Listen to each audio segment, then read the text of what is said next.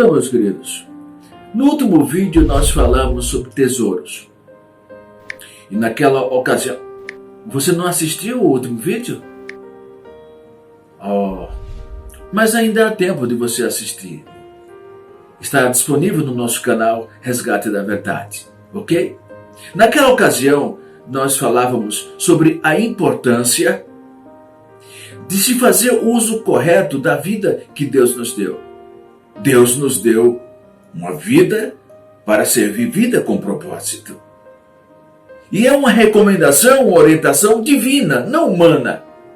Ele diz: busqueis acumular tesouros nos céus, não na terra. E ele explica por quê. Porque onde estiver o vosso tesouro, aí estará também o vosso coração. Então, se um tesouro nosso está aqui, nesta terra, então nosso coração está aqui. A essência da nossa vida está aqui. Mas se acumulamos tesouros nos céus, nosso coração estará com Deus. Bom, mas nesta ocasião, nós queremos falar sobre salvação. E queremos basear a nossa conversa em 2 versículos da carta do apóstolo Paulo aos Romanos, no capítulo 1. São os versículos 16 e 17, que nos diz assim: porquanto não me envergonho do Evangelho, porque é o poder de Deus para a salvação de todo aquele que nele crê, primeiro do judeu, assim como do grego. Visto que a justiça de Deus se revela no Evangelho, uma justiça que do princípio ao fim é pela fé, como está escrito: o justo viverá pela fé.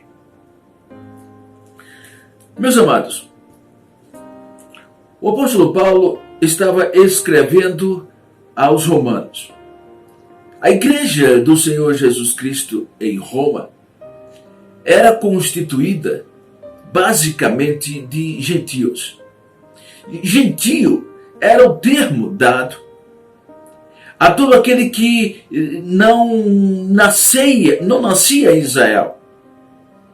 Todo aquele que nascia em outras nações era chamado de gentio. O apóstolo Paulo não fundara essa igreja e tampouco a visitara. Ele expressa na carta o desejo de visitá-la e diz que por algumas ocasiões intentou visitá-los, mas que não deu certo. O apóstolo então escreve a eles: ora, a relação de Deus com o ser humano é diferente do ser humano com outro ser humano. A nossa maneira de nos relacionarmos é diferente da maneira de Deus se relacionar conosco.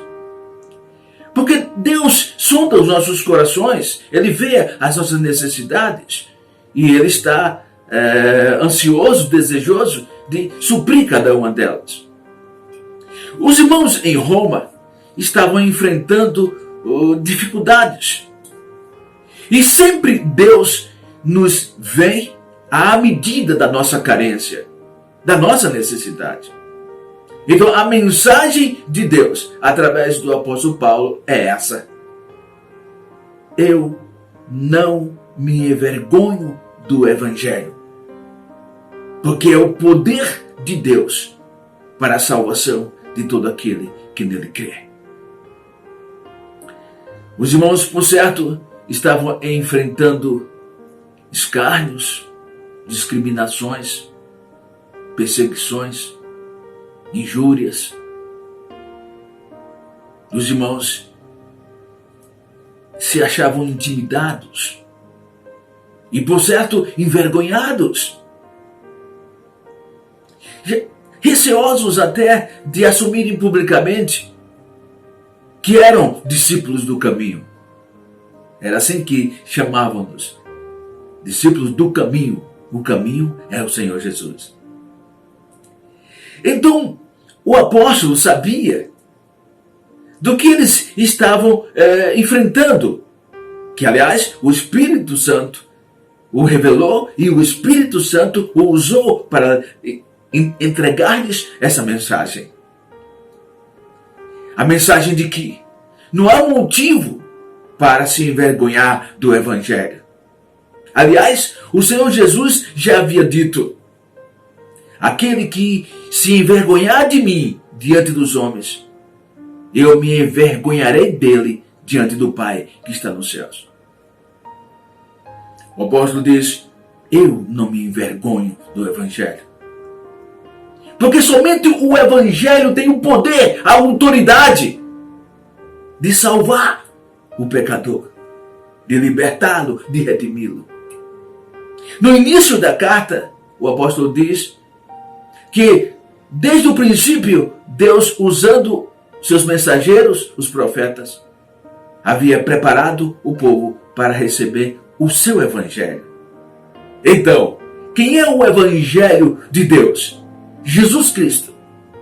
O Senhor Jesus é o Evangelho de Deus.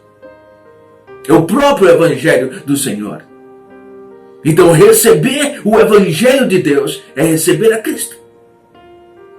Não me envergonho do Evangelho, porque ele é o poder de Deus para a salvação de todo aquele que crê. Todo aquele que crê, independentemente de raça, tribo, nação, língua, todo aquele que crê que o Senhor Jesus Cristo é o Evangelho de Deus materializado, encarnado, tem a salvação, obtém a salvação. Trazendo para os dias de hoje, os verdadeiros cristãos também sofrem muitas discriminações e perseguições, escárnios, zombarias. Aliás, se os cristãos legítimos fossem entrar na justiça, reivindicando respeito, direito, reivindicando o cumprimento, a não discriminação, como a própria lei atual diz, choveria de processos na justiça. É porque isso não ocorre. Porque o cristão legítimo, ele sabe que a sua justiça vem de Deus, é divina.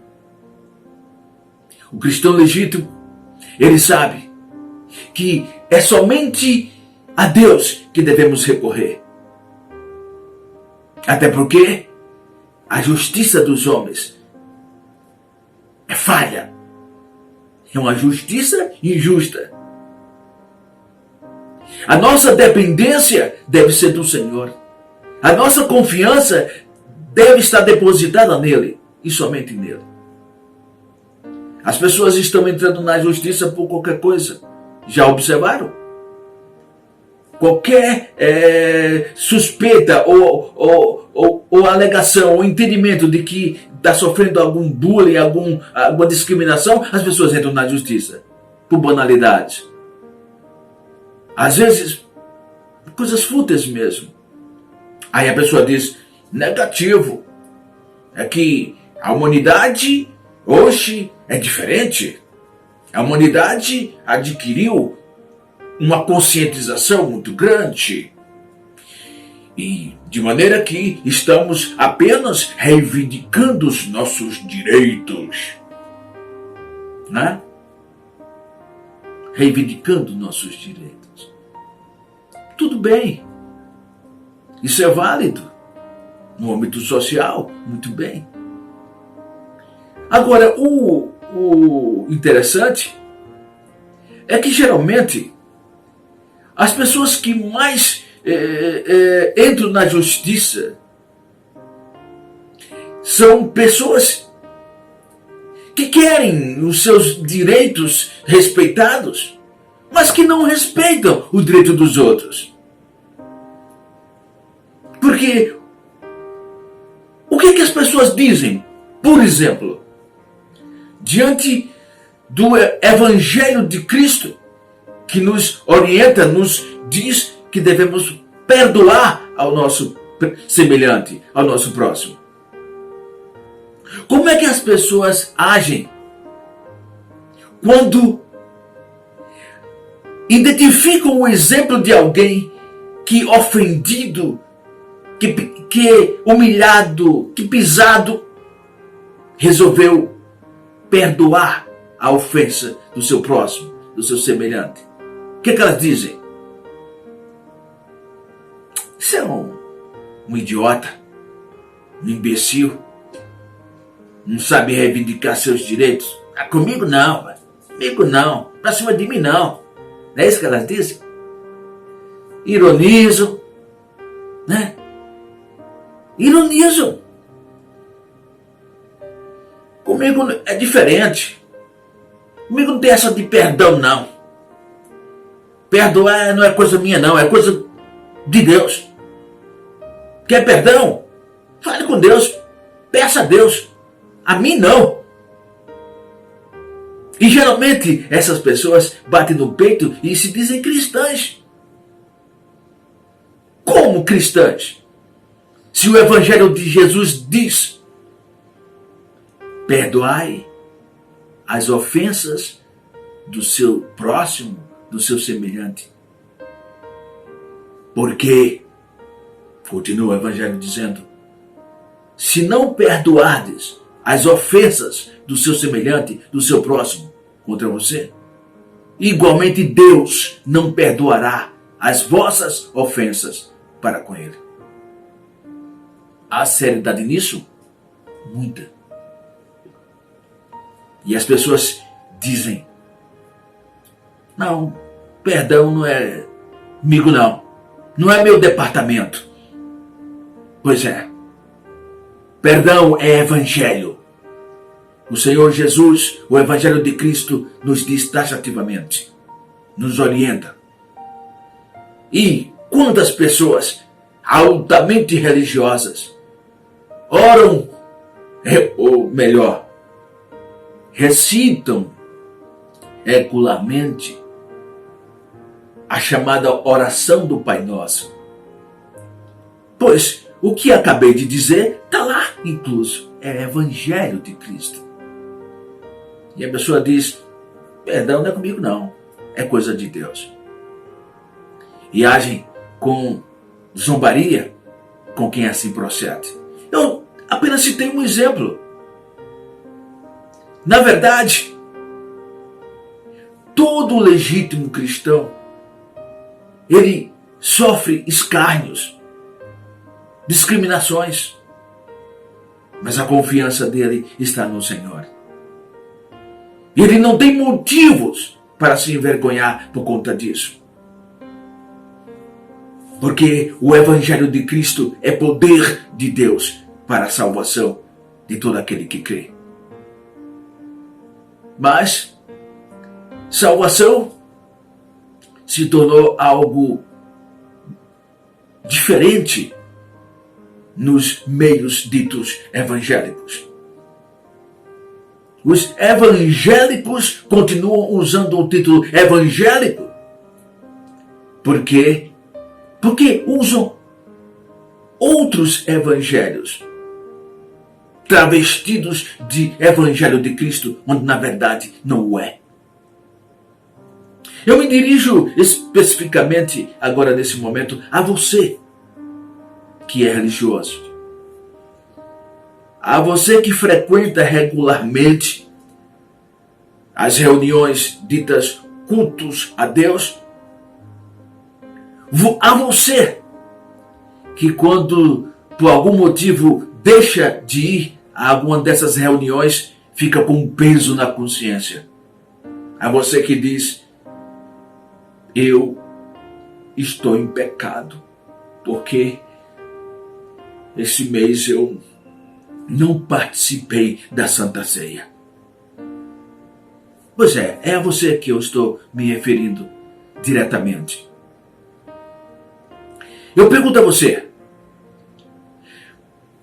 tente puxar na memória, ou pela memória, qual foi a última vez que você ouviu do seu líder religioso ou dos seus líderes religiosos o genuíno evangelho de Cristo? Quando foi que você recebeu um ensino ou uma pregação do genuíno evangelho de Cristo? E digo isso porque o evangelho ou os evangelhos que estão sendo dados em nome de Deus e como sendo o evangelho de Cristo, na verdade, é o evangelho corrompido, contaminado, distorcido, divorciado da verdade.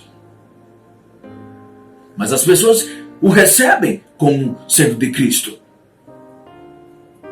E por que fazem isso? O motivo central, principal, é que há interesses em jogo.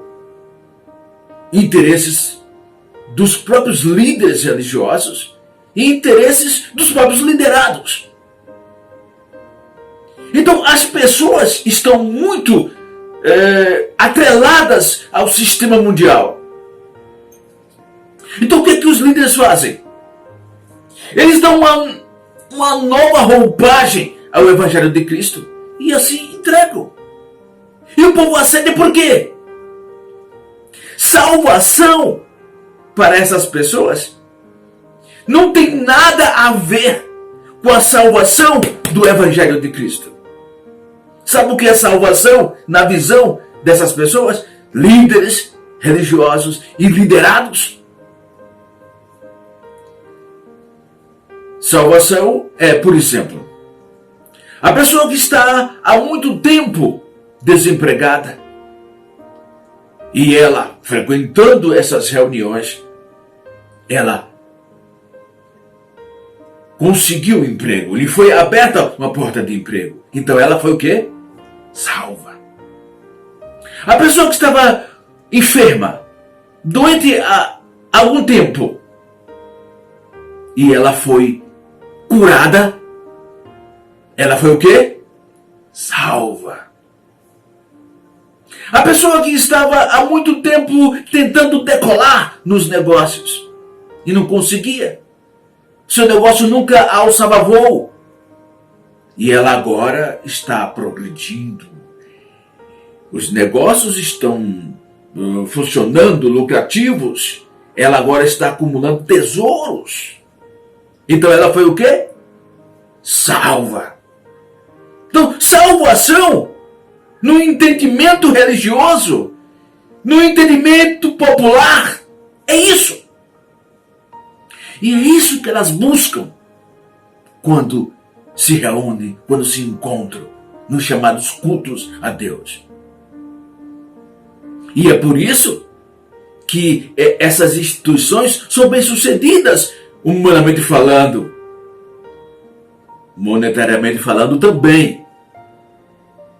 Por quê? Porque estão fornecendo o que o povo está ávido para receber. Mas isso não tem nada a ver com o genuíno Evangelho de Cristo.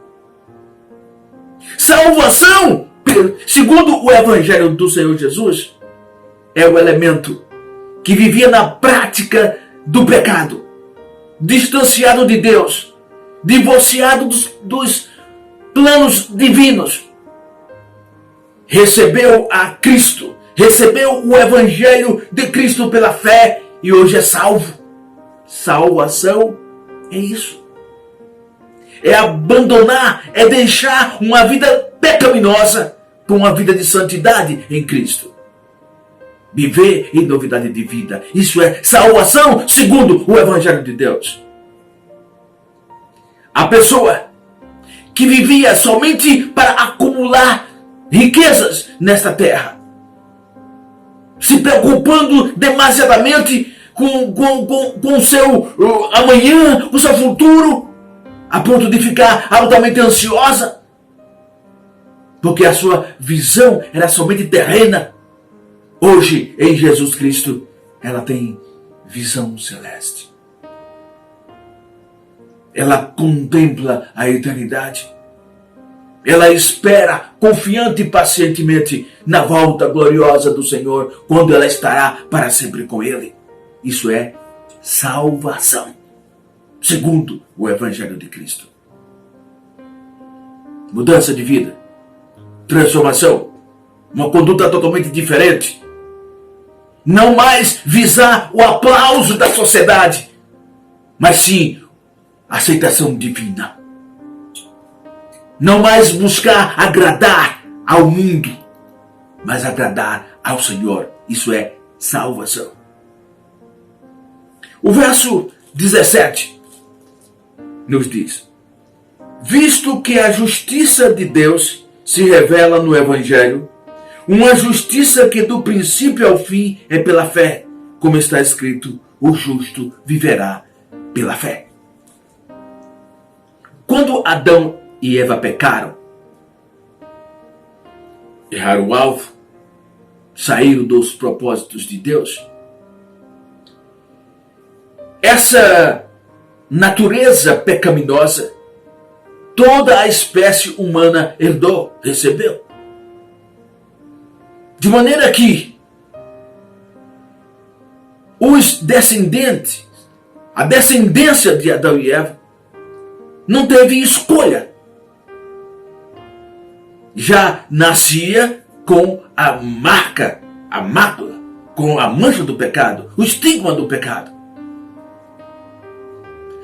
No Evangelho do Senhor Jesus, o Evangelho de Deus, que é Cristo, o Senhor nos dá a oportunidade. O Senhor nos dá o direito de escolha que não tínhamos por conta de Adão e Eva. Hoje, em Jesus, você pode escolher. Você pode decidir continuar nessa vida pecaminosa ou abraçar uma vida nova e abundante em Jesus Cristo. A escolha é minha, a escolha é sua, a escolha é de cada um. Isso é justiça divina. Quando o Senhor Jesus, deixando o seu trono de glória, tornou-se humano para assumir o nosso lugar sobre o madeiro, para carregar sobre si a nossa sentença condenatória, Ele cumpriu fielmente a missão. Foi fiel a Deus até o fim. E o texto sagrado nos diz, foi fiel até a morte e morte de cruz. E Deus o que fez? Ressuscitou dentre os mortos, o colocou à sua destra e elevou o seu nome acima de todo nome. Isso é justiça de Deus. Se nós nos mantivermos firmes na fé, confiando no Senhor, da mesma forma receberemos vida eterna e estaremos para todo o sempre com o Senhor. O justo viverá pela fé. Mas se ele ceder às ofertas do mundo,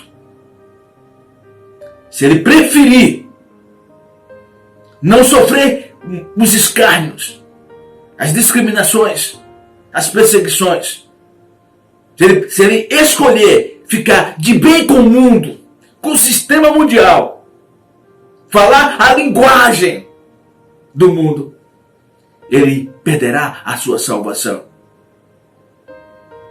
O que você vai escolher? Qual decisão a ser tomada? Qual é a sua decisão? O apóstolo disse, eu não me envergonho. Não me envergonho do Evangelho.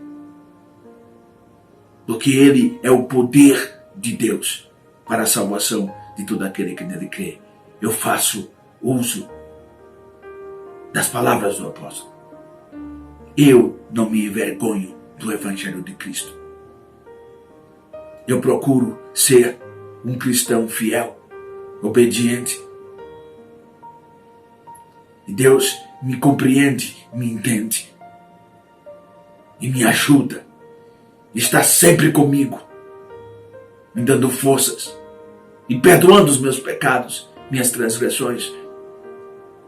Eu sei quem eu era antes do Evangelho e quem eu sou no Evangelho do Senhor Jesus hoje. Sou testemunha disso. A minha vida sofreu mudança radical e a cada dia o Senhor vai me aperfeiçoando nele. É o poder do Evangelho de Cristo. Que decisão você vai tomar? Vais querer estar em amizade, em entrelaçamento com o sistema do mundo? Ou preferes estar em intimidade com Deus, em ser amigo de Deus, mesmo que isso signifique ser inimigo? Na visão das pessoas, da sociedade, da comunidade. A decisão é de cada um. Eu já tomei a minha. E hei de permanecer assim, porque o Espírito de Deus que está em mim e me dará forças para que eu possa continuar perseverando na fé. É isso que eu desejo para você. É essa a minha oração. Não somente por mim, mas por você, por toda a humanidade. Deus é minha testemunha. Que eu busco a Ele a favor de todos, indistintamente. Porque somente o seu Evangelho é o poder para resgatar o perdido, o pecador, para tirá-lo da lama, para tirá-lo do abismo, para tirá-lo das trevas e o colocar na sua gloriosa, majestosa luz. Reflitemos sobre isso e permaneçamos em Cristo, o Evangelho de Deus, que é poder para a salvação de todo aquele que crê.